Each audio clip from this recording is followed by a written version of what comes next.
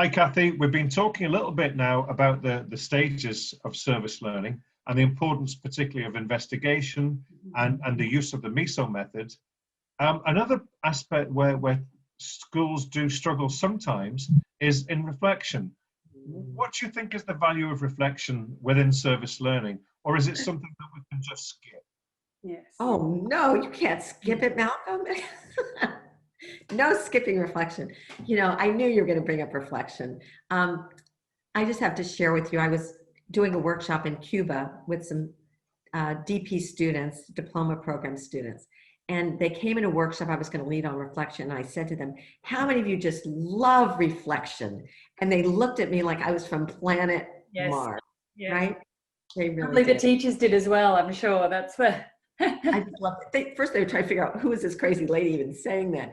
But by the end of our workshop, I said, how many of you like reflection even a little bit more? And they all did. I think we have a misconception of what reflection is.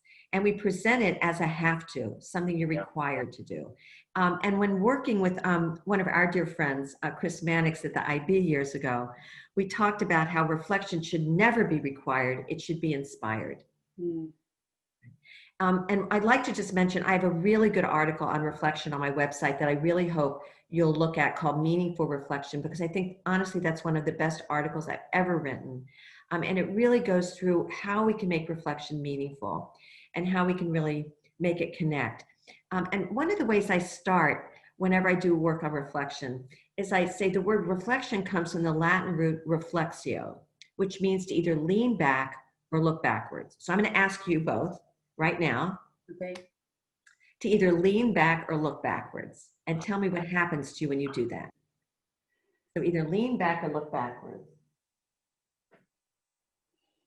So what happens?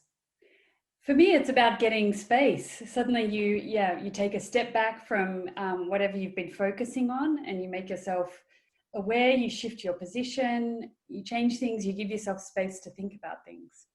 Absolutely. What about for you, Malcolm? Felt relaxed, and it also made me take in a huge deep breath. And for me, when I did it, I twisted and I actually had a little pinch in my neck.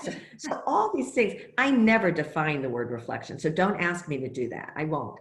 Because I think reflection is something you experience. You don't have to have it defined. But it is all the things you just described. It's giving space. It's breathing deeply. It's a little pinch sometimes. It's a little bit uncomfortable. But it's all the things that give us new perspective and new ideas.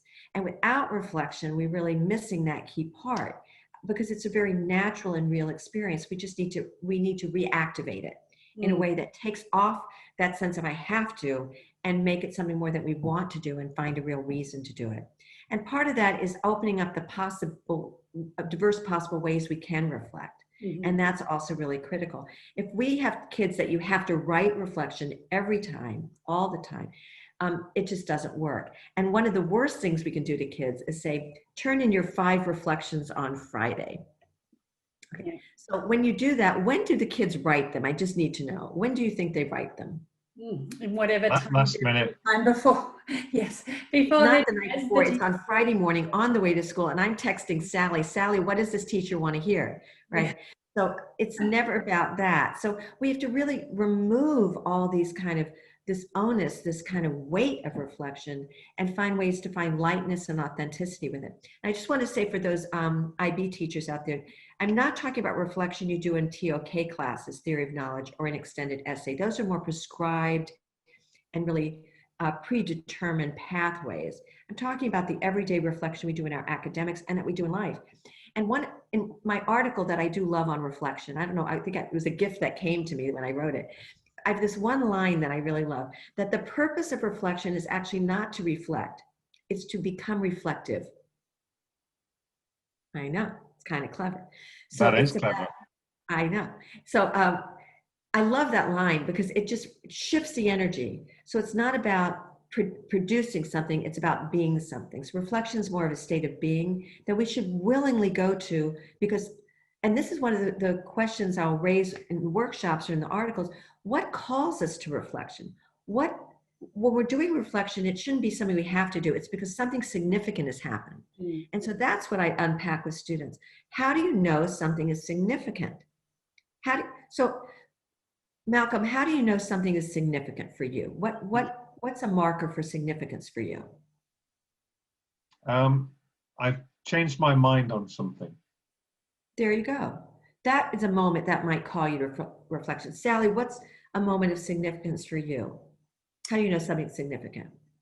When it's caused a shift in how I might do something. I mean, that's a similar answer to Malcolm, but it might also be at a end of a particular time period. Maybe I've been doing something one way and then suddenly I stop, and it's noticing that internal, almost emotional change as well, sometimes physical change, but noticing that.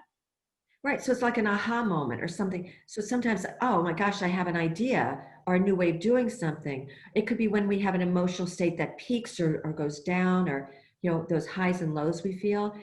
There's so many moments, and when we help young people identify moments of significance, then they'll know that's when I often reflect naturally, and I can be on the lookout for those moments rather than feel like I have this burden of reflection. So I think we have to shift our understanding of reflection is and the possibilities. And actually, in another conversation, we talked about documentar, which is, I hope you listened to that segment. That's a wonderful way young people reflect, is we ask them some questions like, what's on your heart? What's something you care about? How has your world changed? We can, what is something you want to do? What's your vision for the world right now?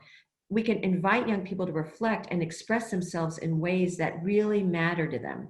So I love reflection. I can do a 4-hour workshop on reflection easily. But thank you. I think you've got to the nub there of why it's important, and how schools can encourage students to reflect without it being a burden, tiresome, something that's an add-on, a last-minute thing, a chore.